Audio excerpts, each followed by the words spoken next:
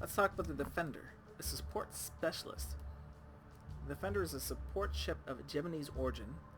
The substructure flight pod has been repurposed by colonial engineers into a fast turnaround resupply bay for squadron groups.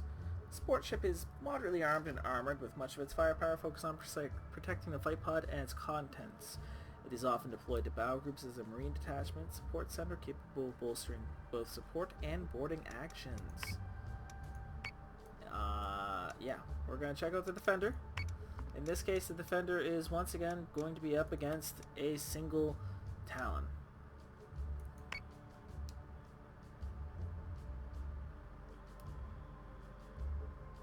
The Defender is a bit more of an expensive unit in terms of fleet points.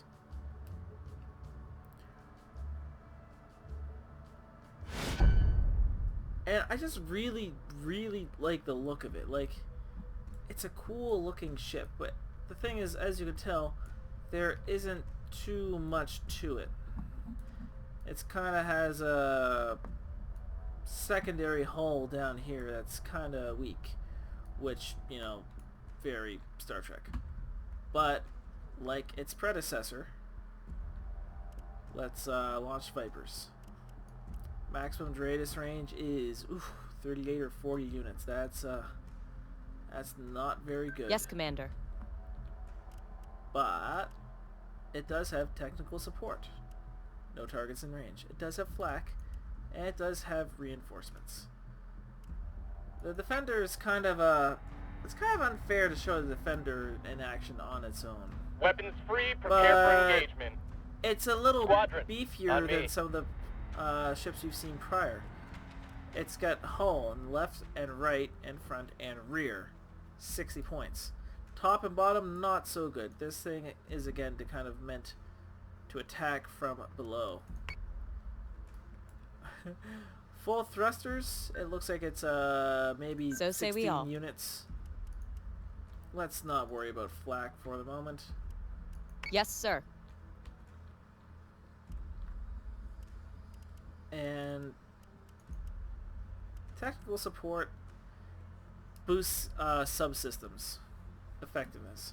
So you could use it to basically kind of overclocked colonial ships. If you pair this up with a Battlestar or something, you might be able to get increased radius range, increased weapon range, that sort of thing. So I will probably actually bring this up again when I start talking about the base stars. Reinforcements, you just send reinforcements onto a ship to basically boost its marine strength and all that nonsense. Flak is flak. And yeah, it does have flak, and I think it does have turrets. Weapons free and by the numbers, folks. So that's good.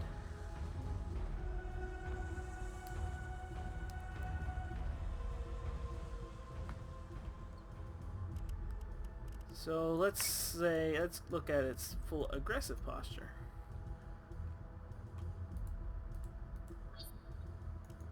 Whoo, look at that range.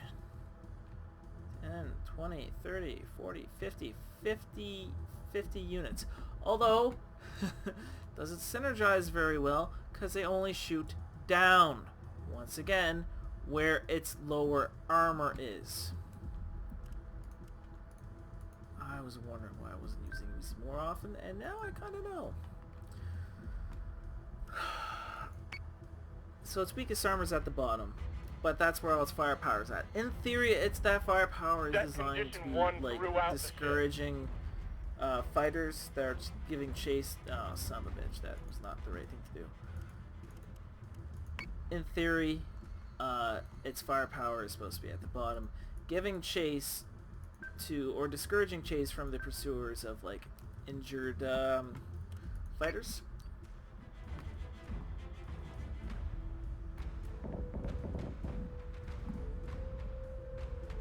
Get him! Get him! Get him! They're small light guns, but they fire quick, which is kind of nice.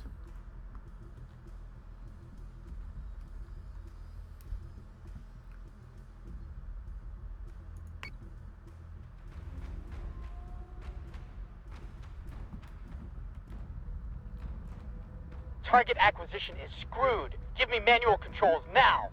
It's very good. By looks of things, it's very good at destroying fighters. But, ugh. That hull though. And I guess we'll look at a flak field. Why not? Flak up on the left. It's not a very big flak field, but it is a flak field nonetheless. So that's kind of nice.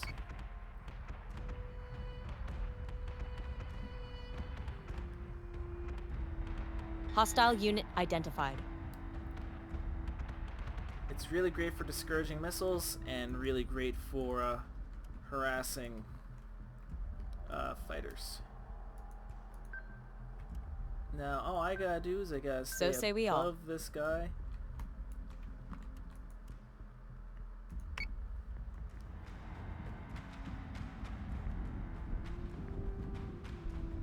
Why is it not firing yet? Fighter squadron is taking fire. This is problematic.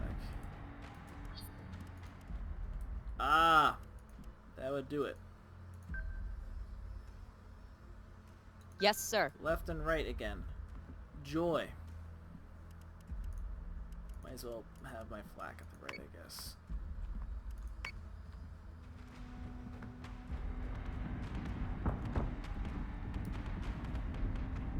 Nothing So, but the rain. its weakest armor is beneath it, and that is kind of where its Yes, greatest sir. strength is. To shoot at things. And it only shoots from its broadsides, which is, I mean, that's just what we're dealing with.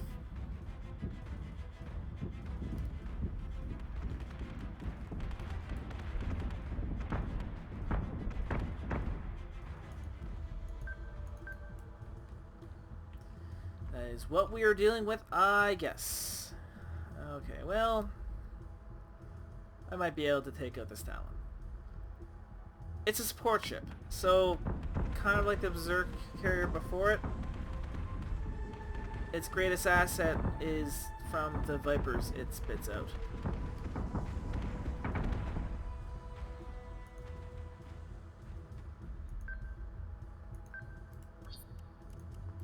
And yeah, you're still in my range.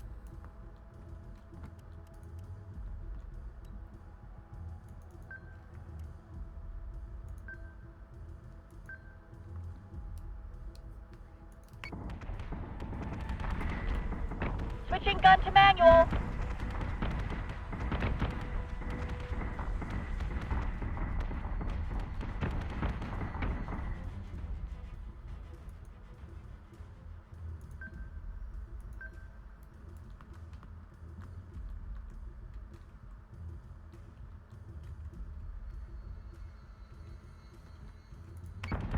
It's certainly not a fast fighter. It does take its time. But I mean, on the plus side, it does have, like, enough armor so that it's not, like, totally useless.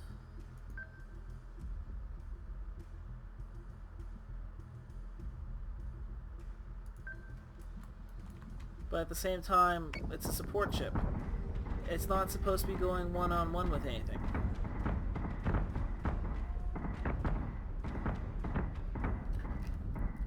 I mean, it is giving this Talon a run for its money, which is very good, but Yes, you know, Commander. kind of it's hard to shoot this thing down when your weakest armor is where your guns are pointing. That makes you very vulnerable, We're taking sustained fire. and that is very problematic. Defender is taking damage.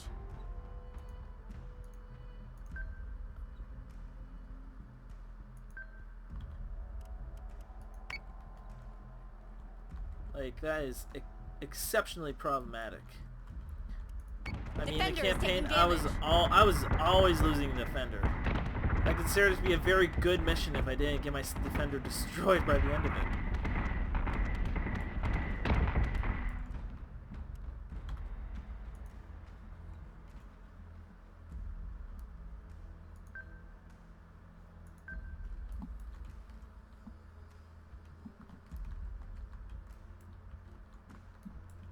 I mean, my Vipers are handling themselves Defender well is enough. taking damage. It'd be really nice if they would, you know, shoot They're at giving it us a hell of a every storm, once in a sir. while.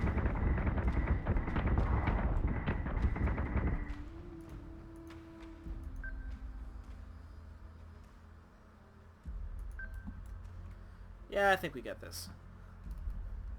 It took a little while though, but we got it.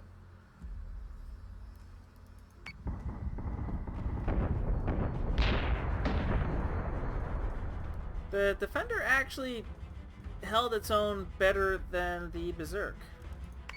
And I will stand by that. If you have to choose between a Berserk or a Defender, Weapons free, prepare for engagement. the Defender's going to be a Squadron, bit more useful. on You me. will still get your Vipers, but you will also be able to reinforce larger ships with Marines to repel borders, Weapons free and by the or numbers, folks. support your own borders onto enemy ships, or bolster other ships' subsystems.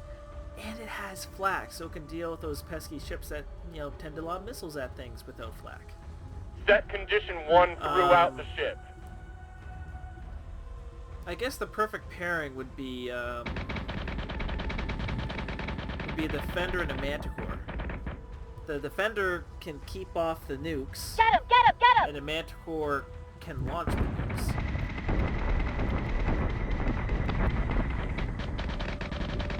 And it's got that Star Trek kind of secondary hull acquisition is design and screwed. the Give me manual skinny controls docking now. things, and that wasn't a good design in Star Trek. Like, how often has Starfleet vessels been blown up because they insist on having their saucer sections and nacelles on long, you know, relatively thin pieces of, you know, I'm gonna say dilithium or something like it. Dilithium is a power source, but it's also the hull as well. It's very confusing. I really need to brush up on my Star Trek lore. Alright, Defender. Nothing but the rain. It looks really cool.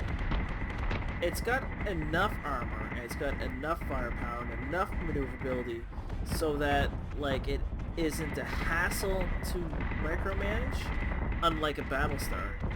But it doesn't really have the armor or armament to go toe-to-toe with something of equivalent size very easily. It does rely on its fighters. Switching gun to manual. But it does look cool doing it.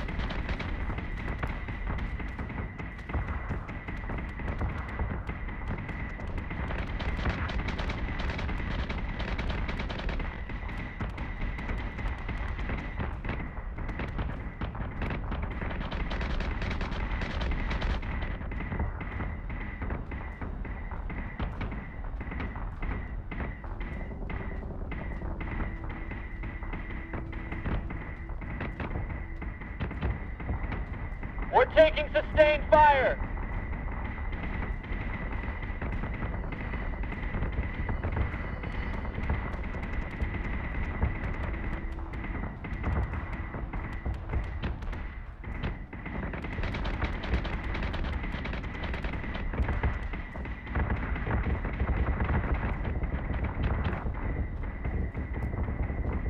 They're giving us a hell of a storm, sir.